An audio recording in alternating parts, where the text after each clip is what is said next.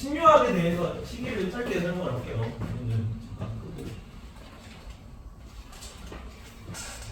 세계사를 했던 나보가 알고 있는 내용입니다. 어떤 거 나오냐면, 자 아까 뵀던 한나라 시기에 진나라 시기, 이걸 선진유학이라고 하는데 왜 선진유학이냐면 여기 진나라가 있거든요. 진나라. 여기가 제자백가 시기죠. 진나라 이전이 춘추전국 시대니까 춘추전국 시대 진나라 통일했잖아. 여기가 공맹순인데 진나라가 이제 전국을 통일하고 난 다음에 유학 생산을 어떻게 했어요? 그지 분석 인류했지. 그래서 없어. 그래서 한나라가 딱 제일 처음에 나라를 세우고 나서 한 무제 때 유학을 국교로 삼죠. 동중서의 권위로. 그래서 유학을 국교로 삼으려고 봤는데 뭔가 유교 경전 이런 거 찾아보니까 다 없죠. 불타고. 그래서 막 그 뭐 천장에 숨겨놓고 바닥에 묻어놓은 거 다 파가지고 유학 경전을 열심히 끌고 모았어. 근데 유학자가 없죠 이제. 그죠? 그래서 경전이 있어도 그걸 무슨 뜻으로 해석하는지 이전 해석이 뭔지를 알 수가 없단 말이야. 그래서 이전의 경전들에 대한 그 고증학이라고 하는 훈고학이라고 하는데 훈고학. 그 옛날 것을 그 훈을 다는 작업, 가르치는 작업이에요. 그래서 옛날 거를 해석하는 거. 그러니까 교과서 있으면 거기에 대한 자습서를 쓰는 해설서를 쓰는 일들을 쭉 합니다. 그리고 여러 해설들이 나오는 거지. 그중에 뭐 당나라 시기에 뭐 오경정의 이런 거, 사서 오경 이런 거 있잖아. 유교 경전에 대한 그 해설서인데 이제 그 해설서가 제일 이제 잘된 해설서여가지고 과거 시험 경전으로 채택됐다 이러고 교과서로 채택됐다 이러고 나오잖아. 대개사에 나오고. 그래서 훈고하게 쭉 가다가 송나라 때가 됐어. 근데 송나라 때가 돼가지고 송나라가 어떤 그걸 겪었냐면 유교가 쭉 잘 나가고 있었거든요. 유교가 나가는데 그 당나라가 멸망할 때 뭘로 멸망했을까? 절도사들의 난으로 멸망했죠. 안사의 난 하는데 안록산 사사명이 다 절도사 출신이었잖아. 세계사에 나오잖아. 안사의 난 중간에 지나고 나서 절도사들이 다 들고 일어나가지고 망하는 거지. 그래서 주전충이 했는데 주전충이 멸망했는데 주전충이 후량의 태조 거기도 절도사 출신이에요. 그러니까 지방에 있는 그 군사 세력들이 다 들고 일어나는 바람에 당나라가 망이잖아. 송나라가 시작할 때부터 무슨 정치합니까? 얘는 문치주의 하죠. 문치주의. 960년이거든요. 그러면 그 근육이 0이라서 문송합니다. 문치주의 송나라. 근육이 0이라서 문송합니다. 여튼 그래서 문치주의 하는 바람에 얘는 무슨 문제를 겪어서 이제 문화적으로 되게 융성했죠. 송나라가. 근데 계속 위에서 누구한테 두드려 맞아요. 우리 고려시대잖아. 고려시대. 여기 처음에 거란한테 두드려 맞고 요 나라. 그죠? 그래서 전연해 맺고 여기 이제 그 베이징 지역 빼앗기잖아요. 윤신육지로. 그다음에 누구한테? 금나라한테 두드려 맞죠. 그래서 중국이 주로 한쪽이 어디 위주에서 사는 애들이었냐면 여기서만 다 살았다. 생각보다 중국이 되게 조그만했어요 옛날에. 그러니까 중국 그러니까 장강 남쪽도 강남 지방이라고 하는데 여기는 옛날에는 개발이 덜 돼가지고 더운 지역이잖아. 늪지대 지역이다. 우포 늪 같은 거 생각하면 돼요. 농사 제대로 못 짓는 지역이었다. 그래서 여기도 남만이라고 오랑캐 땅입니다. 오랑캐 땅. 여기는 남만. 여기는 위구르 고원, 티베트 고원이죠. 여기는 서융, 서쪽 오랑캐. 여기 동북 삼성이랑 여기 몽골 있잖아. 황무지잖아. 농사 못 짓죠. 여기는 북적. 그리고 우리가 동이, 동쪽 오랑캐. 그래서 여기 가운데서 혼자서 빛나는 거야. 중화죠, 중화. 근데 이 강남 지역도 옛날에 오랑캐로 무시받던 촌동네였는데 한쪽이 원래 여기서 농사지면서 이제 문화, 문명 이런 거 자랑하던 민족이었는데 역사상 강남 지역으로 쫓겨난 게 딱 두 번 있거든요. 첫 번째가 남북조 시대. 중국 남북조 시대 쭉 혼란기 극복하고 나서 그 다음에 두 번째가 이제 여진족 쳐들어가지고 금나라가 얘네들 몰아내서 남송으로 쫓겨났던 시대입니다. 괜찮지? 그래서 남송 시기에 이전까지는 여기를 다스리는 게 중화야. 중원을 다스리는 게 중화입니다. 그래서 양지강, 황하강 이쪽 주변에서 농사짓고 살았어야 되는데 오랑캐 땅으로 쫓겨났네. 그래서 원래 현실이 이상과 일치하는 상황이었죠. 내가 빛나는 문화민족 이런 거 할 수 있었는데 이제 오랑캐 땅으로 쫓겨난 문화민족이 된 거지. 그래서 두 개를 분리합니다. 뭐랑 뭐를 분리하냐면 현실과 이상을 분리해. 이와 기를 분리합니다. 그래서 이거는 이상이고 이거는 현실이야. 그래서 성리학은 약간 내가 보기에는 정신승리의 학문인데 내가 기는 없지. 기는 현실은 지금 원래 오락했다고 쫓겨나가지고 아씨 뭐 한쪽에 빛나는 막 이런 거 없단 말이야 이제 외지 벽촌으로 쫓겨난 건데. 그래서 뭐라고 정신승리하면 야 현실은 주로 비료하지만 얘네는 무남 이쪽이 아니야. 지금 중원을 차지하고 있는 여진 쪽은 오락해지. 걔네는 진짜 천리는 누가 여전히 가지고 있는 거야. 공부를 할 수 있는 우리가, 글자를 알고 있는 우리가, 유학을 할 수 있는 우리가. 이는 여기 있어. 그래서 이 기론이 나와요. 현실과 이상을 분리하는 거. 그리고 두 번째로 요때 당시에 그러니까 이가 이상적인 개념이고 현실적인 개념이거든요. 요때는 이제 글을 알고 이치를 깨우칠 수 있고 공부해야 아는 거야. 얘네는 공부를 할 수 없죠. 그래서 얘는 이치를 깨우칠 수 없어. 아까 성리학의 지혜 이런 걸 강조했다 그랬잖아. 인의 예지 중에 제일 지를 강조했던 게 성리학이라고. 다른 학문에 비해서 그러니까 위에 선진유학에 비해서 경전 공부 이런 거 되게 중시하는 게 얘네는 그런 걸 할 수가 없거든. 그죠?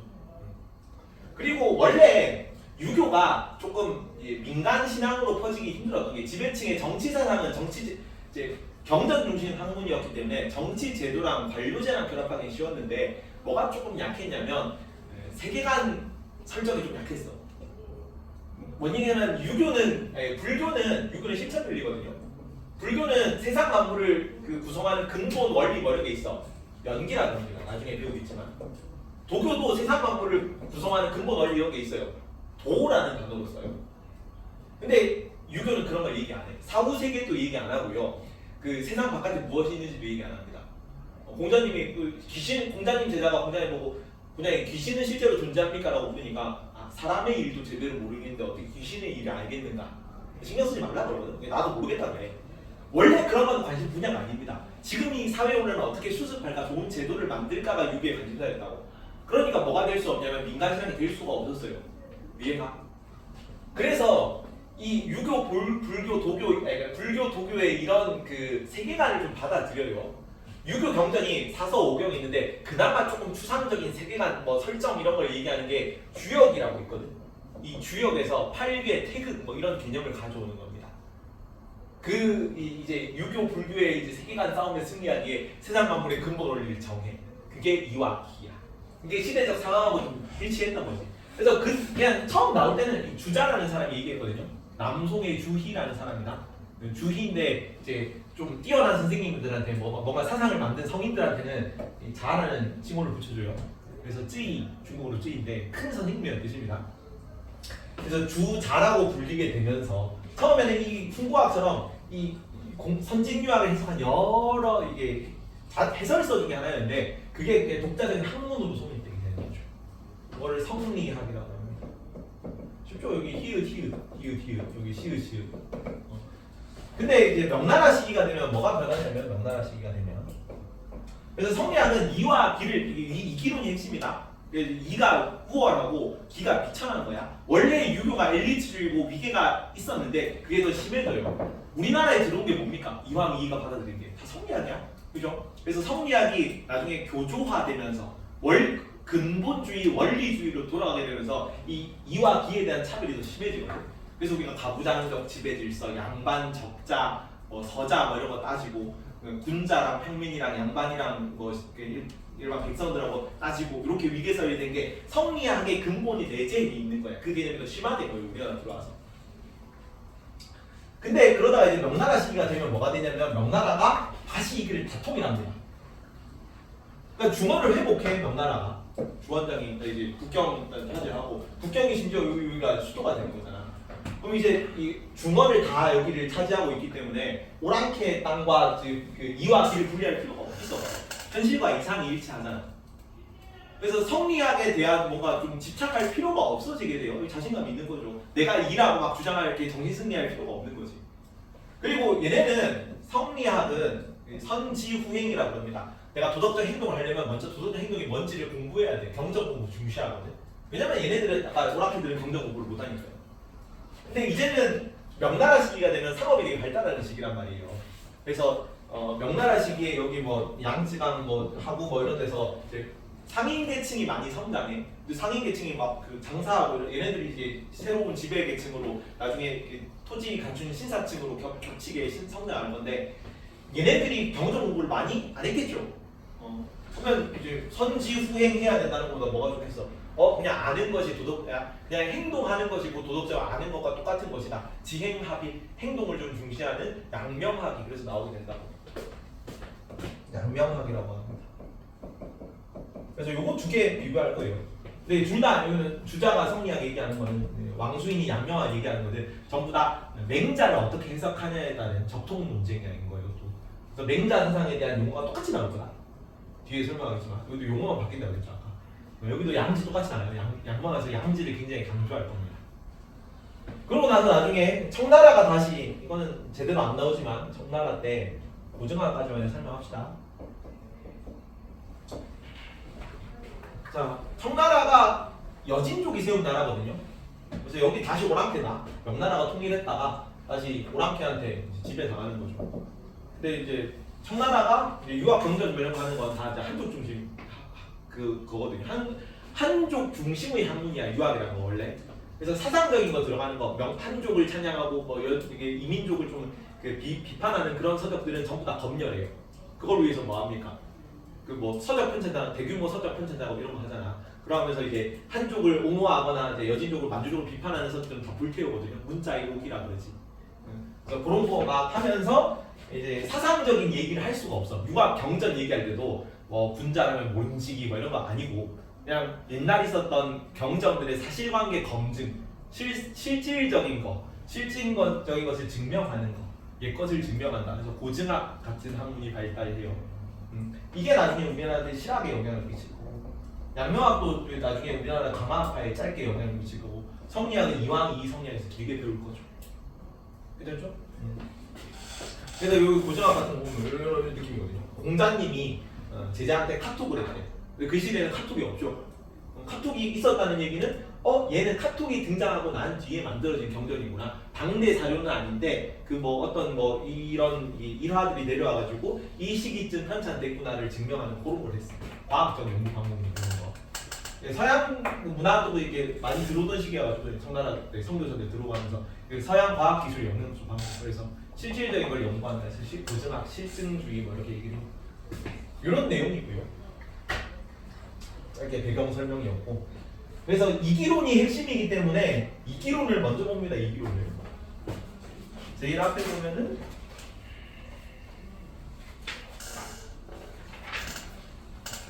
이기론 개념이 나오지. 자, 여기 그 26페이지부터 봅니다. 요거. 얘가 왕수인이고요. 얘가 주인인데 이건 왕수인이거든. 자, 이는 어디에 있냐면 세상 만물의 내재해 있는 게 이다. 그리고 사람 바깥에도 그러니까 사람의 본성도 이고요. 그다음에 책상에도 책상에 리가 있고, 그다음에 뭐 창문에도 창문에 리가, 핸드폰에도 핸드폰에 리가 있는 거야. 돌멩이에도 세상 만물의 이치가 담겨 있어. 천리가 담겨 있습니다. 근데 얘는 돌멩이고 우리는 사람의 이유는 그 이치가 드러나는 기질이 형태가 탁하고 순선하고 맑고 뭐 혼잡하고 그런 차이 때문에 우리는 사람이고 쟤는 돌멩이인 거야. 그렇죠? 근데 어쨌든 천리는 다 똑같은 이치인 거지. 전기가 여기 뭐 모양은 다르지만 전기가 여기는 빔 프로젝트를 쏘고 전기가 핸드폰을 하게 하고, 근데 뭐 전기가 뭐 전등을 켜고 에어컨을 틀고 다 전기잖아. 동일한 전기가 리고요. 그게 어떤 방식으로 드러나는가는 핸드폰도 될 수 있고 빔 프로젝트도 에어컨도 될 수 있는 거지. 그런 게 기예요, 기. 그래서 이런 거를 잘 알려면 내 이치를 알고 싶으면은 내 내면 탐구도 중요하지만 뭐도 필요한 거야? 외부 사물도 탐구해. 어차피 똑같은 이치거든. 내 본성을 알기 위해서 뭐 핸드폰을 공부할 수 있는 겁니다. 경전은 공부지만 주로 이치가 뭔지 그러니까 예라는 게 뭔지 알려면 외부 경전에도 예에 대한 이치가 담겨 있는 거야. 경전 공부를 통해서 예가 뭔지를 알 수 있다고. 근데 양명학에서 그래서 실제로 왕수인이가 나중에 설명하겠지만은 왕수인이가 그 대나무의 이치를 알기 위해 일주일 동안 대나무만 계속 식음을 접대하고 대나무만 째려보고 있었거든. 그러다가 쓰러졌어요. 쓰러지고 나서 깨달은 거지. 역시 대나무가 이치가 있다 그랬는데 대나무에 뭐 이치가 이게 뭐 이치가 있어. 이치는 어디 속에 있는 거야? 외부 사물이 아니라 내 마음이 결정하는 거야. 그래서 여기는 지행합일, 그래서 내 마음의 양지 뭐 이런 걸 강조하는 사상이 있는 거예요. 그래서 공부할 필요가 없다고 여기는 양명하고. 그래서 이제 상인 세력들이 좋아하는 그런 이제 학문으로 바뀌게 된 거죠. 근데 왕수인이 구라 같은데 그 대나무 쳐다보다가 쓰러졌던 그 얘기하는 거죠. 배경 설명이었고 여기도 조금 복잡할 수 있는데 일단 기본 개념부터 봅니다. 이기론 개념이 이게 주역에서 원래 처음 나왔던 내용이기 때문에 주역의 개념에 기반해요. 개념 자체는. 자, 이는 태극이고 세상 만물의 근본 이치. 이렇게 태극이고 그다음에 기는 음양 오행입니다. 태극이 변화하고 음양의 오행이 어우러져서 세상 만물이 구성되는 거야. 아까 불교에서 얘기했던 연기, 그다음에 도교에서 얘기했던 도 같은 개념인 거죠. 세상 만물의 근본 이치라고 이게. 자, 이는 이게 사람마다 조금 이제 정의하는 뉘앙스가 다르고 조금 되게 디테일하게 들어가는 부분이기 때문에 성리학이 우리나라까지 들어와서 한 700년 가량, 한 500년 가량을 더 지속했거든요. 엄청 오래된 학문이라 가지고 그 되게 깊게 탐구가 되는 부분이야. 그래서 학자마다 조금 입장도 다르고 해서 조금 이 분량이 많은데 요거를 내용을 뉘앙스만 따라 명확히 정의되지 않는 개념이 되게 추상적인 개념이라서 의자의 원리나 이치 같은 개념이야. 이제 의자가 있잖아, 의자. 의자의 이치는 의자다움이죠. 앉을 수 있는 것이야. 그게 의자의 윤리입니다. 그러면 나무 밑동이 나무잖아요. 그러니까 원래는 이게 네 다리로 돼 있고 이게 앉을 수 있게 바닥이 평평하고 등받이가 있는 것인데 그 의자의 이의를 따지자면 나무 그루터기가 의자가 될 수 있나? 앉을 수 있잖아. 그거는 의자가 될 수 있고 우리가 나무 그루터기를 의자로 삼을 수 있는 거는 의자의 리가 내재해 있기 때문입니다. 나무 그루터기에. 근데 그 의자가 철로 된 의자일 수도 있고 나무로 된 의자일 수도 있고 플라스틱으로 된 의자일 수도 있잖아. 그게 모양이 다른 거는 얘는 나무 그루터기고 얘는 뭐 철로 된 의자고 쟤는 그냥 책상, 이것도 책상이죠. 책상도 의자가 될 수 있지. 걸터 앉았으니까. 이렇게 다르게 나타나는 이유는 기가 다르기 때문이죠. 재료와 형상, 현실에 드러나는 방식이 다르기 때문이죠. 그래서 나무나 플라스틱이 다른 거지. 그리고 자, 무형무위라고 하는데 이는 형태가 없어요. 이치이기 때문에. 그리고 실제로 행동하는 것이 없습니다. 그냥 드러나거나 행동하는 거 없이 그냥 이치로만 개념으로만 존재해 있는 것이 영혼 같은 거죠. 영혼. 볶음밥으로 따지면 여기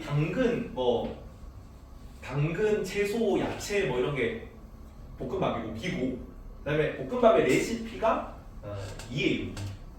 나중에 이걸 가지고 이황이랑 토론하거든요. 논쟁하는데 실제로 이황이 자체가 논쟁을 하는 건 아니고 이가 나중에 이황 논리 가지고 막 이렇게 자기 친구랑 막 싸우고 하는데 이황 입장은 볶음밥 맛을 내는 거 볶음밥 레시피가 맛을 낸다는 거고 이를 조금 더 높게 쳐줘요.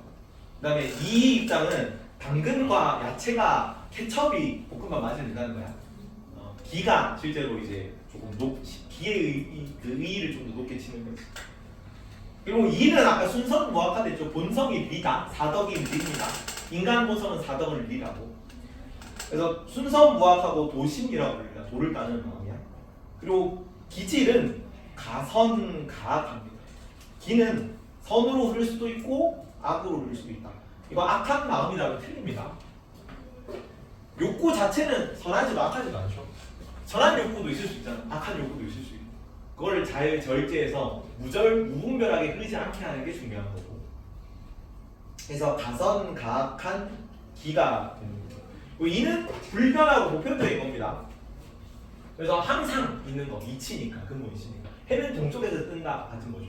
근데 기는 일 수도 있고 아닐 수도 있는 거야. 가변적인 겁니다. 가변적이고 특수한 기능입니다. 그래서 구름이 끼면 해가 안 뜰 수도 있는 거죠. 해가 동쪽에서 뜨는 게 언제나 이제 보편적인 근본 원리인데 상황에 따라서 구름이 낀 날은 비가 오는 날은 해가 뜨는 게 안 보일 수도 있는 거니까. 그리고 이는 설계도나 전기 같은 거예요. 이상적이고 정신적인 개념입니다.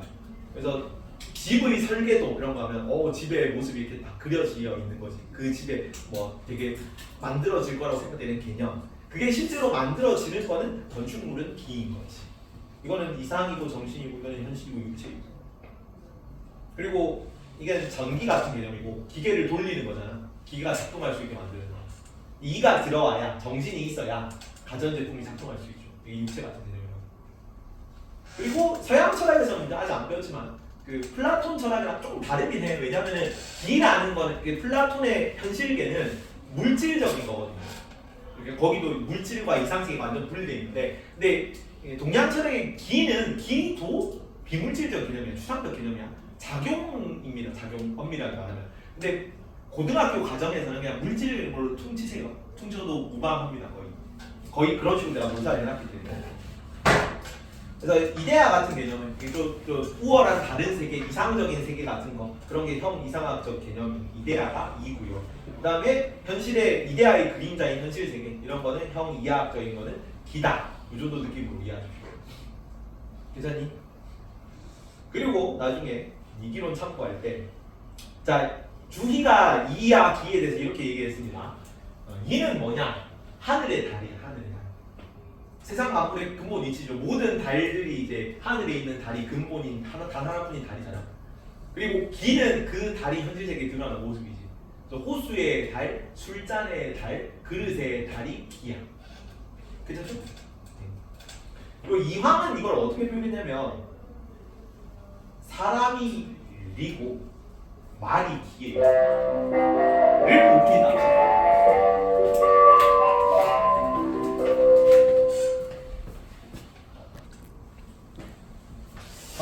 자, 그래서 이황은 뭐라고 얘기했냐면 이가 사람이고 기가 사람이 타고 있는 말이라고 해요.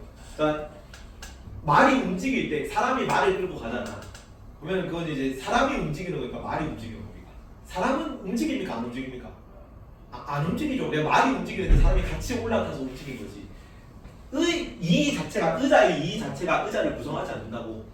반드시 의자라는 그 플라스틱, 뭐 나무, 뭐 철 이런 게 있어야 의자라는 모습도 나타나는데, 그래서 기가 재료가 움직이는 건데 거기에 올라타서 방향을 결정하는 역할. 그게 이의 역할이라고 본 거예요. 이해가죠? 사실은 사람은 가만히 앉아 있잖아. 방향을 이렇게 지시합니다. 너는 다리가 4개 달리고 바닥은 평평하고 등받이가 있는 형태가 되어라. 왜냐면 너는 의자니까. 이렇게 명령을 내려주는 역할을 한다는 거죠. 사람은. 그리고 이는 이가 물이고 기가 그릇이라고 얘기를 하거든요. 자, 물은 모두가 똑같은 물이지. 그러니까 어떤 잔에 담겨 있든지 전부 다 물은 전부 물이잖아. 똑같은 물이지. 마치 전기가 모두가 똑같은 전기지만 가전제품마다 전기가 다르게 표현되는 것처럼. 맞죠? 자, 근데 물이 뾰족한 그릇에 들어가면 물이 뾰족한 모양으로 만들어질 거고, 물이 평평한 그릇에 들어가면 평평한 모습으로 만들어질 거라고. 그럼 이는 모두가 보편적인 거지만 그릇은 특수한 개념인 거지. 그래서 조금 나중에 내가 다다음 시간 좀 할 거거든요. 이황은 이와 기 중에서 뭘 좀 더 중시하는 거 같아요. 이와 기 중에 뭐의 역할을 조금 더 좀 올려 높게 보는 것 같아요. 이의 역할을, 그러니까 기에게 명령을 내리고 기가 방향을 설정해주고 기를 주도하는 존재로 보는 거지. 근데 이의 역할은 그러니까 좀 기가 우여 있어요, 없어요? 이랑 기가 대등한 입장이다. 이는 그냥 보편적인 게 이고 특수하고 개별적인 게 기인 거예요. 그래서 상대적으로 이와 기를 대등하게 보기 때문에 주기론, 기를 중시했다고 얘기하고요. 이황은 상대적으로 이를 중시했기 때문에 주기론이라고 얘기를 합니다. 나중에 조선 철학하면서 나올 건데 미리 얘기를 했습니다. 그리고 이 성리학이 우리나라에 들어와서 이와 기의 개념이 이렇기 때문에, 자, 이는 군주고 기는 신하고, 그다음에 이는 양반이고 기는 상민이고, 그다음에 이는 중하고 기는 오랑캐고, 그렇기 때문에 그 주로 남인 계층이 군주 이런 거 좀 강조하고, 나중에 예속 논쟁이라고 있잖아요. 예속 논쟁에서 현종 시기에 그 효종의 정통성을 주장했던 거. 얘는 둘째 아들이지만 임금을 계승했기 때문에 첫째처럼 얘를 지내줘야 된다. 임금 입장에서 조금 생각하는 게 이쪽 이황 제자들이 남인 계열이고, 그다음에 기를 계승했던 이 제자들이 그래도 임금보다 둘째 아들인데, 둘째 아들이면 원래 이제 일반 둘째 아들들은 다 첫째 아들보다 상복을 좀 짧게 입거든. 그러면 아무리 임금일지라도 둘째 아들이기 때문에 임금님 어머니가 상복을 좀 짧게 입어야 된다고 주장했던 애들이 서인이고, 그래서 이렇게 예속 논쟁으로 이어지는 겁니다. 주기론에 따라. 여기는 남자, 여자, 그다음에 이기, 적자, 서자, 장남, 차남 이렇게 돼가지고 이제 조선 후기에 성리학이 근본주의, 원리주의로 조금 더 교조화되면서 종교화되면서 이게 막 되게 심하게 위계 질서로 사회 질서, 규범 질서, 뭐 위계 사회 이런 게 중요해지는 겁니다. 조선 시대로 들어와서 이게 더 심해지게 그런 거죠. 이런 개념이 있다. 자, 이런 개념을 기반에 깔고 이제 성리학을 들어갈 수 있는 거다. 이제 성리학을 볼 수 있는 자격이 생겼습니다. 아까는 자격이 없었고요. 신유학도 봅니다. 성리학. 자, 이기론이 기반입니다. 기본 베이스가 이기론이고 여기에 관련된 중요 개념 두 개가 있다. 첫 번째가 이기 불상 리입니다. 두 번째가 이기 불상 잡이야.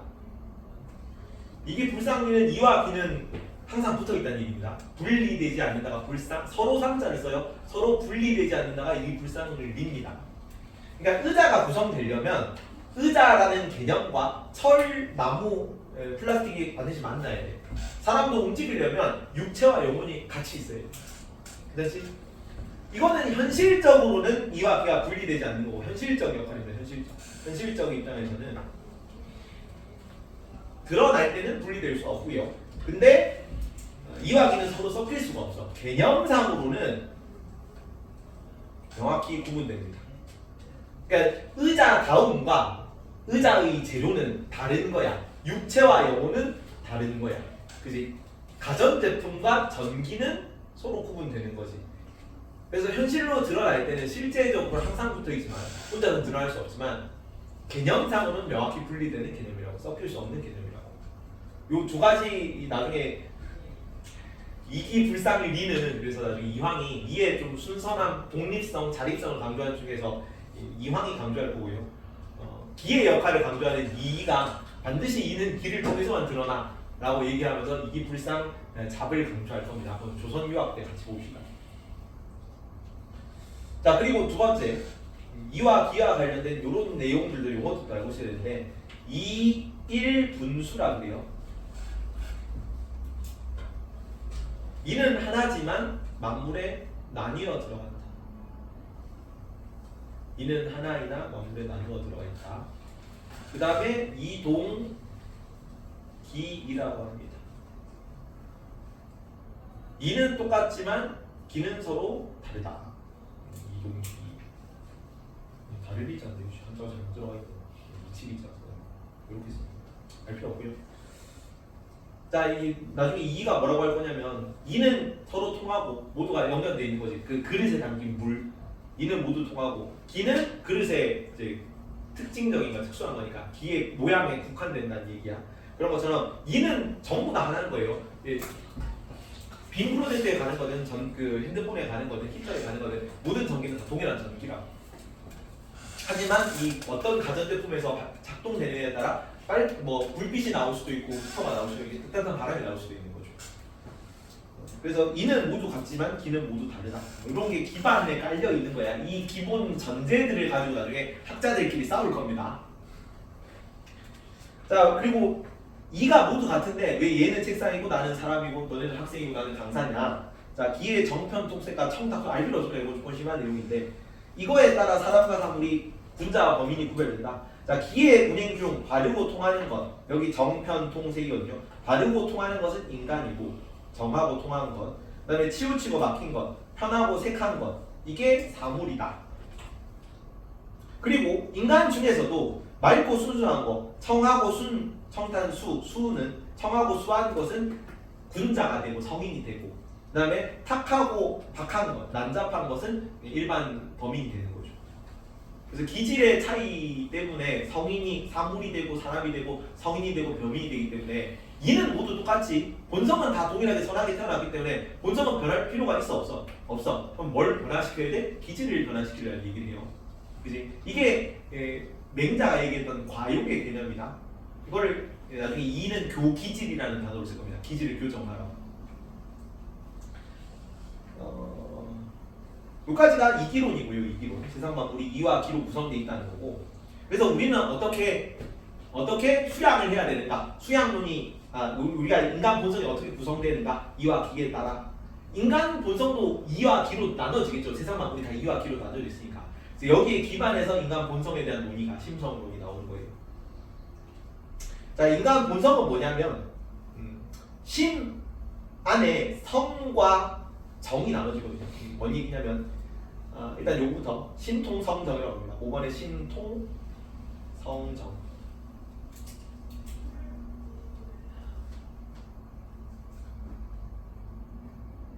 마음은 성과 정으로 통한다는 얘기고, 마음이 성과 종을 주재하고 포괄을 한다는 입장이에요. 그리고 6번에 성즉리라고 합니다. 성즉리. 자, 인간의 마음을 주자가 뭘로 다루냐면 일단은 맹자 기반이나 맹자 기반. 잠깐만 설명을 드리죠. 여기가 좀 복잡하거든요. 그래서 마음이 있고요. 자, 맹자가 인간 본성은 뭐라고 얘기했어? 사덕이라 얘기했죠. 그래서 사덕이 있고 그 사덕이 드러난 걸 뭘 보면 사덕을 가지고 있다는 거를 현실에 드러난 뭘 보면 알 수 있었어. 사단을 보면 알 수 있었지. 그래서 사단이 사덕의 단서이다 까지만 맹자가 딱 얘기를 했단 말이야. 이 개념을 뭐랑 뭘로 구분했냐면 우리가 타고난 어떤 이치를 가지고 태어난 게 있네. 이거를 마음인데 이거를 원래 가지고 있던 마음, 이걸 성이라고 표현합니다. 본성이에요. 그리고 이게 현실로 드러난 걸 미루어서 이 본성인 걸 알 수 있다면 이게 현실로 드러난 마음, 이거를 정이라고 합니다. 감정이에요. 그래서 내가 가지고 태어난 본성이 외부 사물과 접촉했을 때, 현실 세계와 맞닥뜨렸을 때 정으로 발현되는 겁니다. 그죠? 그래서 심을 사덕과 사대의 개념을 도입해가지고 인간의 마음이라는 건 타고난 본성이 있고 그게 이 외부 사물과 맞닥뜨렸을 때 발현되는 게 있고 두 개로 나눈 거야. 그죠? 여기까지는 새로운 내용이 없습니다. 맹자 얘기한 거야. 근데 뭘 도입했다고 세상 만물을 뭘로 나눴다고? 이와 기로 나눴다고. 그래서 얘는 순선무악한 개념이잖아. 사단은 악한 게 없죠. 그지? 이는 악한 게 없거든. 그래서 이적인 개념입니다. 본성을 이적 측면에서 도덕적 이상적 관념으로 인간의 본성은 엄청 선하기만 하고 인간의 이제 타고난 순선한 마음이 이게 사단으로 들어간 거 요거 이적인 거 얘기만 한 거야. 근데 세상 만물을 뭘로 나눴다고? 기로도 나눴죠. 그래서 기까지 추가해야 된다 여기서. 그러니까 설정집을 짜는 건데 또 좀 이제 자기 기준에 맞게 세상을 맹자님이 하신 거를 독자적으로 해석한 거지. 근데 이 기로를 추가로 도입된 거기 때문에 맹자는 딱 여기까지 얘기했거든. 근데 맹자 얘기에다가 자기가 설정한 세계관을 끼워 맞춰야 되는 거야. 왜냐면 세상 만물이 이 기로로 되어 있으니까 맹자는 요거만 얘기했지만 기적인 부분이 있어야 되는 거죠. 응당 그래야만 하는 거지. 그죠? 그래서 나중에 양명학은 이거 다 쌩까요. 그런 게 어디 있어? 맹자 그런 얘기를 했어? 네가 그냥 끼워 맞춘 거 아니야? 라고 얘기를 하거든. 다 없어 나중에는. 근데 일단 성리학은 그렇게 구분했기 때문에 봅니다. 자, 본성은 인간 본성이 선하댔지. 맹자님이 선하다 그랬잖아. 선하다 그랬기 때문에 이 성은 본성이라서 성 자체는 악하면 안 돼요. 악하면 안 되는데 우리가 이제 인간 본성에서도 욕구, 욕망 같은 게 선하게 흐를 수도 있고 악하게 흐를 수 있는 본성이 있거든. 그거를 기질에 둘러싸인 성이라 그래요. 이 사덕은 다른 말로 내가 타고난 성이라서 본연지성이라고 합니다. 사덕이 본연지성이야. 같은 말입니다. 사덕이 본연지성이고 이 본연지성과 대비하는 의미에서 여기 성은 본연지성이거든. 심성론 할 때 이 성은 다 본연지가 줄여진 말이야. 근데 그 본연지성이 기질 속에 둘러싸인 형태, 현실적 본성, 우리가 타고나는 응애할 때 욕구, 욕망까지 가지고 태어나는 그 본성을 기질지성이라고. 기질지성이고 이 기질지성 안에는 본성을 왜냐면 순선무악하기 때문에 악할 수가 없거든. 그래서 이 기질지성 내부에 본연지성이 포함된 개념입니다. 그렇죠? 기질지성이 본연지성을 포함하고 있는 개념이라고. 현실에 드러난 성입니다. 그리고 이 기질지성은 어떻게 표현되는 거냐면 기로 표현되는 거죠. 기가 표현되는 게 칠정이라는 현실 감정으로 표현돼요. 그래서 사단은 도덕 감정, 칠정은 현실 감정이다. 이거는 희노, 애고, 애호, 욕이 나올 거든. 7가지 감정, 칠정이. 근데 기쁘다는 거는 선한 겁니까? 악한 겁니까? 남의 고통에 내가 기뻐할 수 있잖아. 쾌락살인마가 살인을 하면은 남이 고통스러워하는 모습을 보고 변태같이 이렇게 웃을 수 있단 말이야. 그 기쁨은 나쁜 기쁨이지. 근데 남이 즐거워해가 남이 행복해서 나도 행복하다 그러면 좋은 기쁨일 수 있잖아. 도덕적인 기쁨일 수 있잖아. 그래서 악으로도 흐를 수 있고 선으로도 흐를 수 있는 감정이야. 현실 감정이야. 가선가악한 감정이야. 괜찮죠? 그래서 요 개념이 이건데 이 이제 도식을 그려놓고 요걸 보면 됩니다. 자, 마음을 뭘로 두 개로 나눴다고? 성과 본성과 정으로 나눈 거야. 12번 먼저 쓰십시오. 성과 정인데 성은 본성이고요.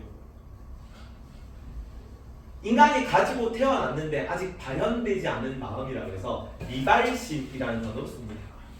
이 아직 미자예요. 아닐 미자, 아직 미자. 너네가 성년이 아니잖아. 뭐예요? 아직 성년이 아닌 거 미성년자죠. 그지? 그 할 때 미다. 그래서 발현되지 않은 마음이라서 미발심이고, 네, 정은 감정은 외부 사물을 접촉했기 때문에 외부 사물과 접촉돼 있죠. 접촉한 후에 감정이라 그 마음이라 가지고 여기는 이미 발현된 잘못했다 이거. 이미 발현 O죠. 이미 발현. 아직 발현 X, 이미 발현 O. 이미 기자를 써요. 기성품 할 때 그 기자다. 이미 만들어져 있는 제품이 기성품이죠. 그래서 이미 벌써 외부 사물과 접촉해서 겉으로 드러나는 감정, 그거를 정이라고 표현합니다. 이미 발현 O인 마음이다. 그리고 미리 적어놓습니다. 이걸 뭐라고 하냐면 마음의 본체가 성이고요. 마음의 본체.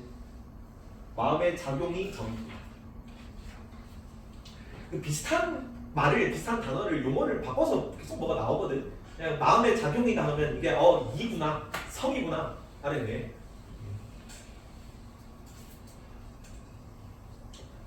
그리고 요 본성에서 이적인 부분, 내가 타고난 본성의 순선 무악한 부분을 본연지성이라고 그랬죠. 인간의 타고난 본성 도덕심입니다. 본연지성이고 이게 다른 말로 뭐냐면 10번에 사덕이랑 같은 말이다. 사덕이 본연지성이에요.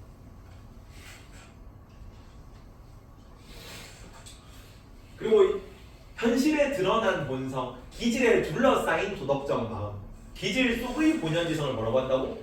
기질지성이라고 합니다. 요 이가 뭐야? 이가 본연지성이야. 이 안에 기가 포함되어 있잖아. 기질 안에 들어가 있는 이라고. 그래서 기질지성이고 기질에 부여된 본연지성이죠. 성이라고 하면 일반적으로 그냥 기질 본연지성 얘기하는 거야. 순선무악한 그 본성입니다. 인간의 본성이 선하기 때문에 이는 원래 순선무악해. 근데 현실에 드러날 때 기를 포함돼서 태어나기 때문에 이제 가성가악이 흐를 수 있는 거지. 여기는 가성가악한 개념이고 여기는 노심이고 여기 본연지성은 노심이고 기질지성은 인심인 거죠. 자, 외부 사물과 이게 접촉됐을 때 외부로 표현됐을 때 발현됐을 때 어떻게 발현된다? 사단으로 발현됩니다. 사덕이 겉으로 드러나서 착한 마음, 도덕적 마음으로 드러나는 게 치근하게 여기는 마음, 그다음에 예를 아는 마음, 사양하는 마음이라고 합니다. 사양지심, 시비지심.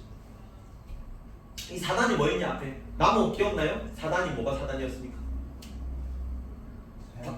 사양지심, 측은지심. 순서대로 외우세요. 인이 예지순으로 외워야 되니까. 측수사시다. 측수사시. 15번에 측은지심, 수오지심, 사양지심, 시비지심 다 외워야 돼요. 뭐까지 외워야 되면 7점까지 다 외워야 됩니다. 이거는 모의고사를 치든 내신을 치든 오히려 모의고사에서 이렇게 나와서 모의고사 수능 생각하는 친구들이 이걸 7점까지 다 외워야 돼. 미워하는 마음은 이렇게 나와요. 그냥 미워하는 마음은 이라고 나오면은 7점이야. 이거는 기질지성에 발현된다 이렇게 알아야 되고, 악을 미워하는 마음은 이라고 나와. 사단이잖아. 수호지심이잖아. 그래서 이 7가지 혹은 4가지가 어떤 거가 있고 어떤 거에 대한 설명인지까지 다 알아야 돼요. 이거는 원래 디테일하게 들어가야 된다. 모의고사에서 디테일하게 나오고 있기 때문에. 그래서 7가지 뭐? 희, 노, 7점부터. 자, 기질지성은 기질에 부여된 본연지성이고, 이 기질지성이 외부 사물과 접촉했을 때 기가 발현된 걸 뭐라고 하냐면 7점이라고 합니다. 7점. 7가지 감정, 현실 감정. 약간 사단은 도덕 감정. 사덕의 단성, 4가지 단성. 이 7정이 일곱 가지가 뭐라고? 희, 노, 에, 구, 에, 오, 욕이다. 근데 이것도 외워야 되기 때문에 외우고 갑니다. 그러니까 사단 외웠던 것처럼 일곱 가지 7정 희노, 애구, 애오, 욕이고 그 다음에 애는 사랑하는 감정, 뭐 희는 기뻐하는 감정, 그 다음에 욕은 욕구, 그 다음에 구는 두려워하는 감정 이렇게 10초 이렇게 외우고 갑니다.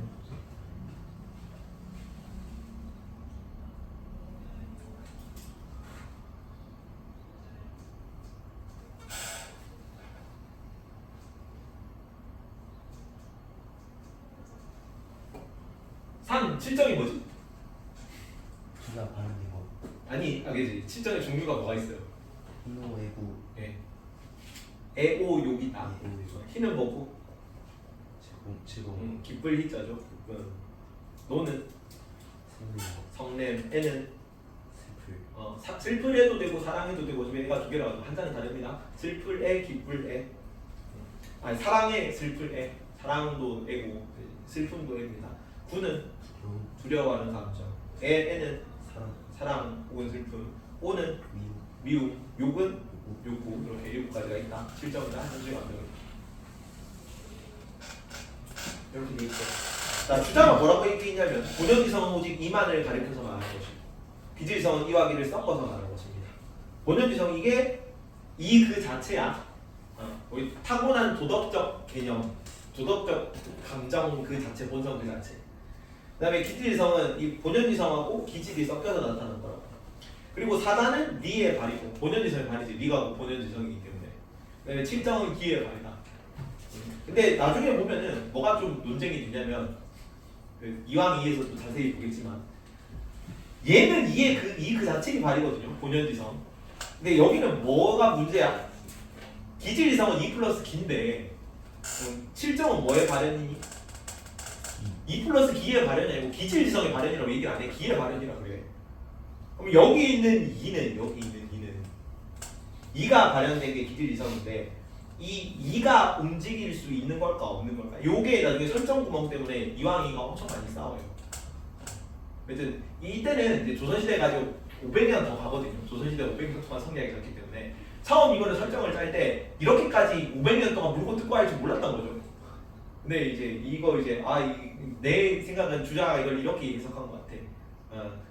이황이 주자의 역할이랑 주자 말이랑 똑같아요. 여기 2가 그냥 사단으로 발현된 거라고 보고 그다음에 2는 이 2가 본연지성이 기질 안에 포함되어 있는 걸로 봐. 그래서 2는 무형 무위인데 2는 움직일 수가 없지. 그래서 그냥 기가 발현된 거에 2가 안에 포함된 게 이게 본연지성이 발현된 거다. 그래서 7정 안에 사단이 포함된 기능입니다. 는 나중에 봅시다. 그래서 일단 성리학을 봤습니다. 성리학 개념 20분 정도 남았는데 성리학만 먼저 봅니다. 저 뒤에 넘어가서 22번. 아직 안 했구나. 아직 수양론을 해야 되네. 수양론까지 신성론까지 와갖고 뒤에 넘어가서 수양론을 봅니다. 수양론. 자, 첫 번째 수양 방법 경과 성이라는 게 나오거든요. 경은 경거나 성은 성실하다는 뜻입니다.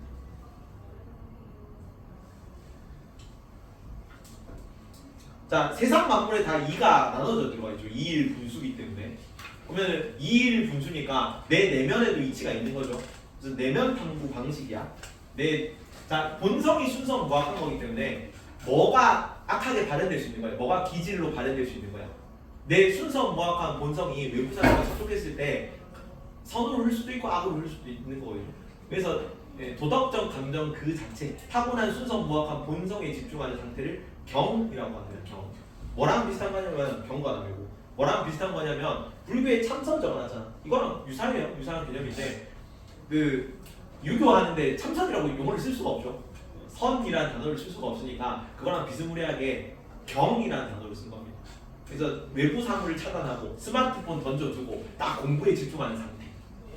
그게 경이야. 내 내면의 도덕성에 집중하는 외부 사물을 차단하는 상태. 그리고 그게 반복적으로 쭉 꾸준히 이어지는 상태가 되면 그냥 도덕적 인간이 실현되는 거거든요. 그거는.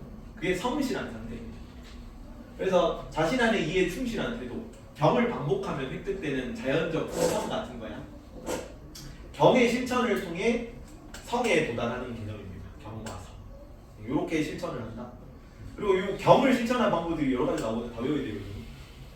네 가지 있는데 첫 번째 주일무적이라고 합니다. 한 번에 적습니다. 주일무적.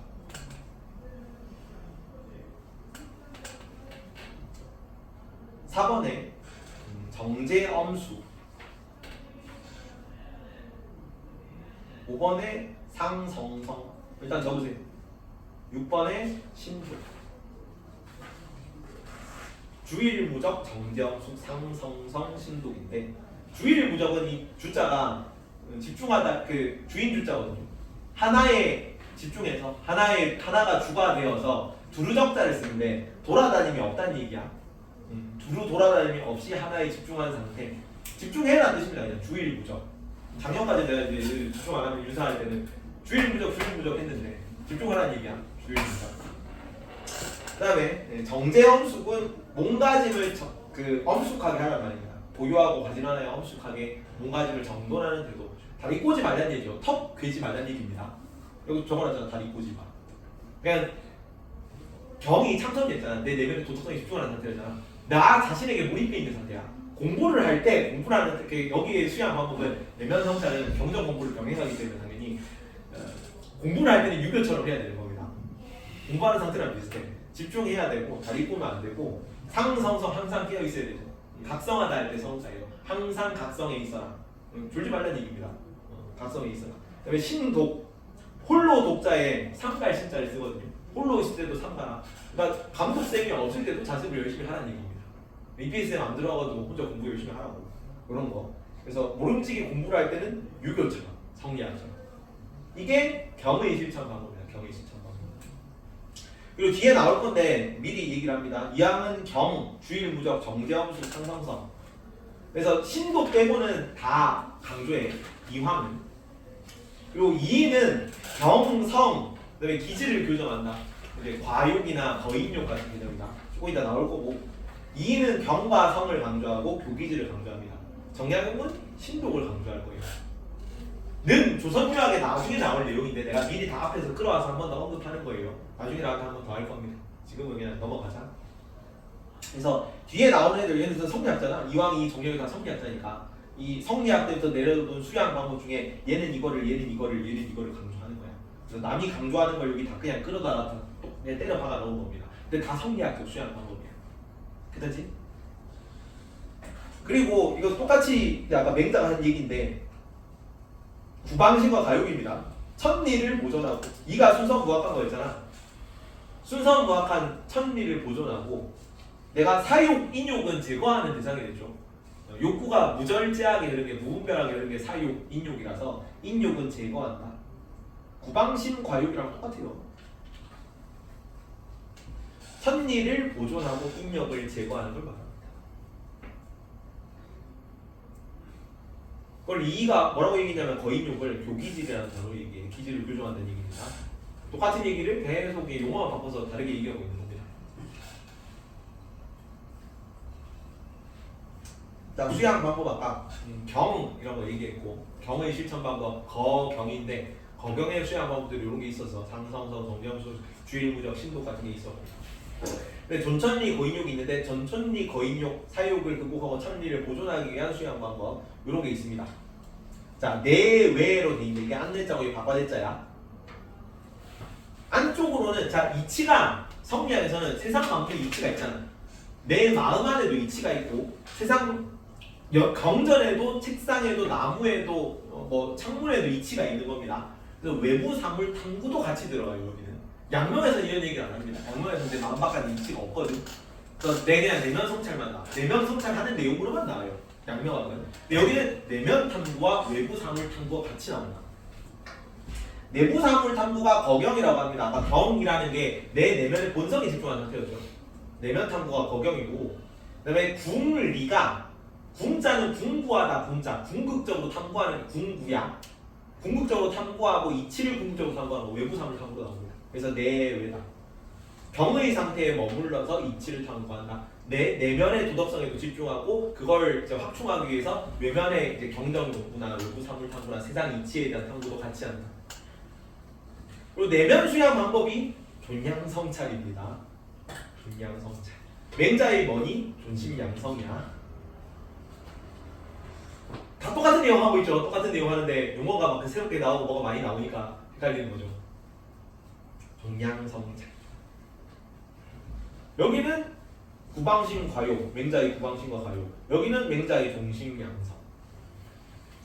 그리고 경물치지, 경물치지를 얘기하는데 격은 여기서는 궁구하다라는 뜻으로 해석이 되거든요. 나중에 양명학의 격과 뜻이 다르게 나올 거야. 똑같은 경물이지만 맹자가 경물이라는 단어를 얘기했거든. 무슨 뜻인지 몰라. 왜냐면 격이라는 한자가 여러 해석으로 해석될 수 있기 때문에. 근데 그 여러 가지 격에 대한 뜻 중에서 성리학에서는 이 격을 뭐라고 해석했냐면 끝까지 탐구하다는 의미로 해석했어요. 외부 사물을 끝까지 탐구하는 거야. 그래서 사물을 궁구하여 암을 극진히 하는 거, 지혜에 이른다. 사물을 궁구하여 끝까지 탐구하여 격. 이 격이라는 게 격식격자거든요. 이렇게 쓰는데 나무가 각각에 있는 거야. 각각 각자 써가지고. 근데 이 나무가 원래는 가지치기한 나무를 뜻하는 거랍니다. 근데 가지를 치면은 이 외부 사물에 대해서 이게 나무에 대해서 잘 알 수 있게 가지 치다 보면. 그래서 가지를 친다는 거는 이제 끝까지 가지에 대해서 이 나무에 대해서 잘 알 수 있다, 공부하다는 뜻도 해석되고, 그 다음에 바로잡다라는 뜻도 해석되거든요. 격자, 격식이라는 뜻도 있어. 바로 가지치기한 나무니까 격식 있겠지 나무가. 참 정돈된 나무가 아니야. 그럼 정돈되는 과정에서 내가 이 나무에 대해 잘 알 수 있을 거고, 정돈하면서 격식 차리려면 내가 여기에 대해 잘 알 수 있겠지. 그리고 나무를 바로잡는 거잖아. 막 무분별하게 자는 거 가지치기 하니까. 근데 양명어에서는 이거를 바로잡다는 의미로 해석할 거야. 나중에 경물을. 근데 여기서는 성리학은 궁구하다는 뜻으로 해석한다. 이것 때문에 경물에 대한 의미가 달라. 외부 사물 탐구거든. 성리학에서는. 근데 양명학의 경물은 내면 탐구입니다. 내 마음을 바로잡는 거야. 왜냐면 훈구학 시절에 애초에 선진유학 다 날라갔댔잖아. 분석인유하면서. 그래서 맹자가 남긴 경물이라는 뜻이 뭐라고 어떤 의미를 가지고 맹자가 이걸 얘기인지 몰라. 성리학에서는 이걸 궁구하다는 뜻으로 얘기를 하신 것 같아라고 한 거고, 이제 양명학에서는 이걸 바로잡다는 의미를 해석하신 것 같다고 얘기를 한 거예요. 그래서 경물치지, 사물을 궁구하여 극진히 한다. 여기서는 외부 사물 타고 경물치지, 존양성찰 내면 타고. 마지막 지행병진이라고 합니다. 지행병진. 지화행을 같이 가는 거다. 지화행을 같이 갈 때 지식이 실천과 함께 해야 된다는 겁니다. 내가 인의 예 지에서 성리학이 지를 담당한다고 했잖아. 지혜로운 거 공부하는 거 중요하거든요. 그래서 우선 뭔가 실천을 하려면 알아야 돼요. 그래서 선지후행이라고 합니다. 선지후행. 내가 커피를 먹는데 써 있잖아. 커피가 뭐가 구성 요소가 뭐고 뭐는 뭐 이렇게 뭐 몇 퍼센트 어떤 효과가 있고 이런 거 좀 나와 있을 거 아니야. 내가 이거를 공부를 안 하고 커피를 먹으면은 선행즉사 할 수도 있을 거 아니야. 뭐 내가 뭔지 알고 어떤 게 도덕적인지를 알아야 내가 도덕적인 행동을 할 수 있다고 보는 거야. 근데 양명학에서는 공부할 필요가 없거든. 모든 이치는 내 마음속에 있기 때문에. 그래서 그냥 지행합일이에요. 아는 것이 곧 행동하는 것이야. 근데 여기는 아는 것과 행동하는 것이 떨어져 있으니까 지식의 중요성, 지식은 어디 있어요? 경전 속에 있고 경전 공부를 해서 어떤 게 도덕적인 걸 알아야 내가 도덕적인 행동을 할 수 있다.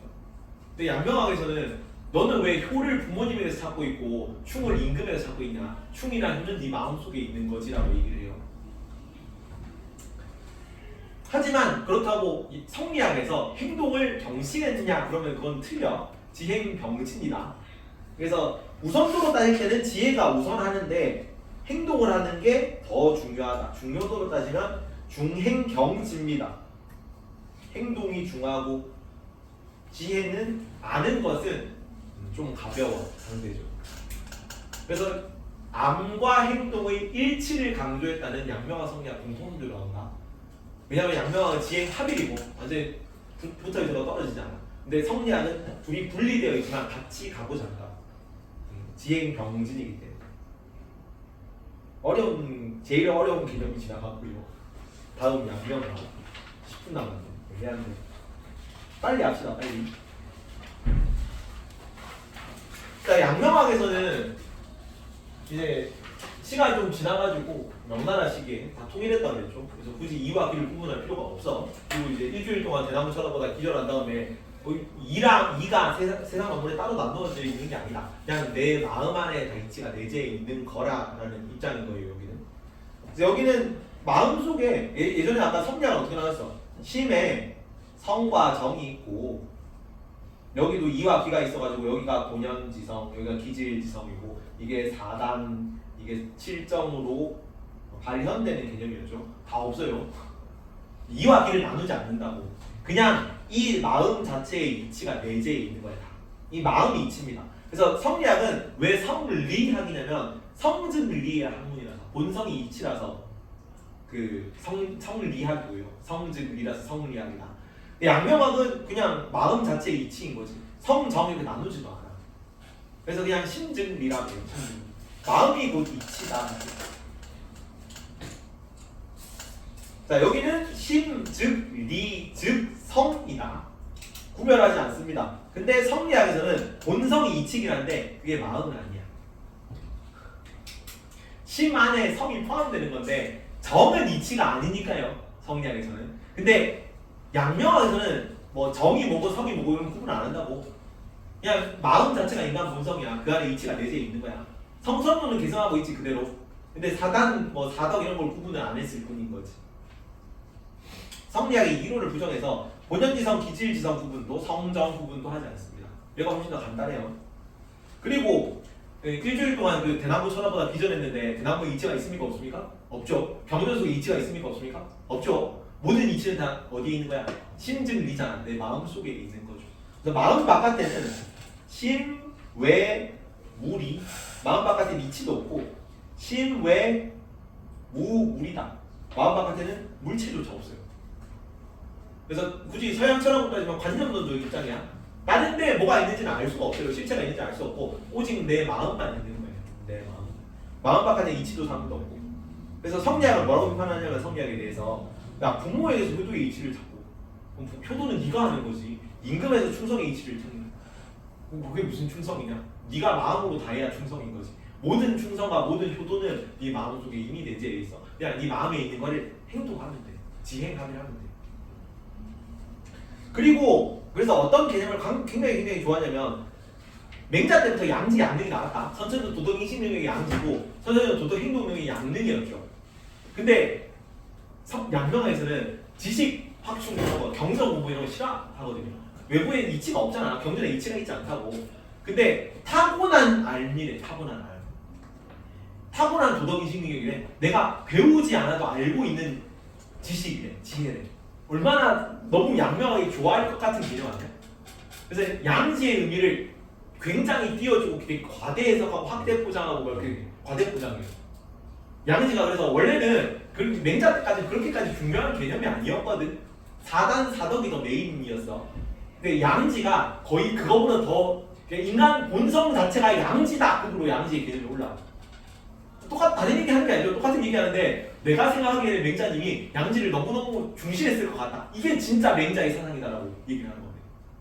그래서 양지의 의미가 어디까지 가냐면 하늘이 부여한 성이 양지예요. 본성이 양지다. 성리학의 본연지성입니다. 그리고 이 양지는 심의 본체이기도 합니다. 심즉 리람에 마음 그 자체가 양지입니다. 성즉 심즉 양지가 그 이치인 거죠. 천리이자 뭐 본성이자 심이자 마음이자 본성인 게 양지라고 되게 확대 해석된 거지. 그리고 어디까지 늘어나냐면 맹자의 희비지심 개념까지 들어가. 선천적 도덕 인식 능력이라며. 그러면 선과 악을 구분할 수 있는 능력이네. 희비지심이죠. 같은 개념으로 쓰이고요. 그다음에 정약용이 나중에 영지의 기호 얘기를 할 건데 정약용이 선을 좋아하고 악을 미워하는 도덕 감정이라는 얘기를 하거든. 이거는 나중에 정약용 때 할 거다. 근데 그 영지의 개념, 영지의 기호와 같은 개념으로도 얘기를 합니다. 선을 좋아하고 악을 미워하는 선천적 도덕 감정으로까지 얘기를 합니다. 이게 다 양지. 굉장히 메인 핵심 개념이 됩니다. 마지막. 다시 전천리 고인력은 존천리 거인력은 똑같이 가. 맹자의 구방신 과욕이잖아. 구방신 과욕은 똑같이 가져가는 거고 이거는 인욕 제거하고 근데 여기는 인욕 제거가 기질 교정이 아니다. 왜냐면 기질 교정은 누가 얘기했어요? 아까 여기 2가 얘기하니까 2가 교기질 얘기하는데 기질이 없죠 양명학에서는. 그래서 천리를 따르고 내 본성을 착한 본성을 따르는 건 맞는데 그 기질을 그 욕심을 적게 가지는 거 인욕을 제거하는 건 맞는데 그게 기질을 교정한다는 개념은 아니라 성리학에서나 기질이 있는 거죠. 맹자의 구방신 과욕과 같은 거고요. 존천리 거인욕을 따르는 방법, 존천리 거인욕을 수양한 건 뭐냐면 자 이제는 뭐가 없냐면 외부 사물이 없어요. 내면 성찰밖에 없다. 심의 물이었죠. 외부 사물이 없다고. 그래서 내 안에 있는 양지만 확충하면 돼요. 치양지라는 겁니다. 타고난 도덕심이 양지를 다하는 것. 도달할 치자, 다할 치자를 씁니다. 타고난 도덕심이 양지를 발휘하면 이론할 수 없이도 성인이 가능합니다. 양지에 이른다, 양지에 일치한다는 얘기지. 그리고 아까 경물이 무슨 뜻이었어? 경물? 아까 성리학에서는 궁구하다는 뜻으로 썼어요. 이거 중요하다. 근데 이 격을 양명학에서는 바로잡다라는 의미로 해석한다고. 경물치지인데 그리고 외부 사물이 없죠. 외부 사물이 없기 때문에 외부 사물을 바로잡는 게 아니야. 외부 사물이 생기는 거는 내 마음이 그 외부 사물에 닿았을 때 외부 사물이 생기는 거예요. 왜냐면 내 마음 바깥에는 외부 사물이 없으니까. 그렇죠? 그러면은 외부 사물을 바로잡을 수가 없기 때문에 얘는 물건이 없죠. 물건이 없기 때문에 외부 사물에 닿아있는 내 마음을 바로잡는 겁니다. 그게 내면 성찰이야. 물건을 딱 봤을 때 누군가 뭐 탐스러운데 목이 마른데 커피가 있잖아. 근데 커피가 내가 맛있겠다 먹고 싶다 훔치고 싶다라는 생각이 드는 그 마음을 바로잡는 게 그게 경물이라고. 산물을 바로잡고 있기 때문에. 근데 성리학의 경물은 그 커피가 무엇인지를 탐구하는 거지. 아 커피란 무엇인가, 어떻게 하는 것이 커피에 대한 올바른 태도인가, 그걸 연구하는 게 경물이고 양명학에서는 커피 자체는 없죠. 그냥 커피에 가다있는 내 마음이 만들어내는 커피의 탐스러운 모습만 있는 겁니다. 그렇죠? 내가 이제 물병이 있는데 이제 물병을 이제 착한 제자가 있으면 목이 마르겠니 그래서 하는 게 커피도 좀 넣어주고 하고 싶단 말이야. 근데 이제 이제 말 안 듣고 막 맨날 결석하고 숙제 안 하고 그러면 이제 커피가 몽둥이가 될 수 있는 거지. 내 마음이 커피를 결정하는 거예요. 얘의 용도가 내 마음을 어떻게 가짐에 따라 몽둥이가 될 수도 있고 제자에게 내려주는 선물이 될 수도 있는 거지. 그걸 바로잡으라고. 도덕적인 개념으로 바로잡는 얘기입니다. 그것이 경물이다. 마음의 일을 바로잡아 양지를 실현하는 일이 경물입니다. 용어 차이 중요하다. 자주 나옵니다. 마지막 지행합일이라고 하는데 지행합일. 아까는 뭐였어요? 지행 병진이었다. 지와 행은 함께 있는 겁니까? 떨어져 있는 겁니까? 같이 가지만 떨어져 있는 거야. 여기는 보조를 아까 성리학에서는 보조를 맞추듯이 먼저 지가 가고 먼저 지식을 확충하고 반드시 행이 따라가야 되는 개념인 거고 여기는 같이 가는 거야. 이렇게 점수. 애초에 떨어져 있지 않아. 지행이. 지행합일 지식과 실천은 둘이 아닌 하나이기 때문에 이 표현을 외워라. 지의 여기 별표 하나 치세요. 별로 하나 해야 되는데 첫 번째 지식은 요거. 뒤에 건 잘 안 나오고 요거는 그냥 좀 심한데 여기고요. 지는 행의 시작, 행은 지의 완성이라는 단어가 키워드로 자주 나오거든요. 자주 나오는데 이게 성리학이랑 용어만 보면 구분이 안 가. 그래서 이걸 외워야 돼. 이 멘트를. 지는 행의 시작이다, 행은 지의 완성이다. 이게 성리학에 써도 썰 수 있거든. 그렇죠? 행은 지의 완성이다 하면 행동이 반드시 지하고 난 다음에 행동을 하는 얘기잖아. 성리학에 쓸 수 있는 건데 양명학의 왕수인이 한 얘기를 양명학 제시문으로 나와요. 이거를 너네가 양명학으로 따라 안 해놓으면은 문제 못 풀어. 성리학이 헷갈릴 수밖에 없는 거지. 찍어야 되는 거예요. 그래서 양명학 선생, 양명학 선생. 지는 행의 시작이고 행은 지의 완성은 양명학에서 지행 합의를 나타내는 표현이라고. 2분 남았는데.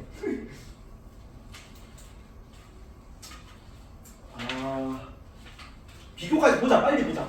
자, 성리학에서 본연지성은 이치가 곧 성인데 다음 시간에 여기부터 합시다. 2분 남았는데 못 나갈 것 같아. 빨리 갔다.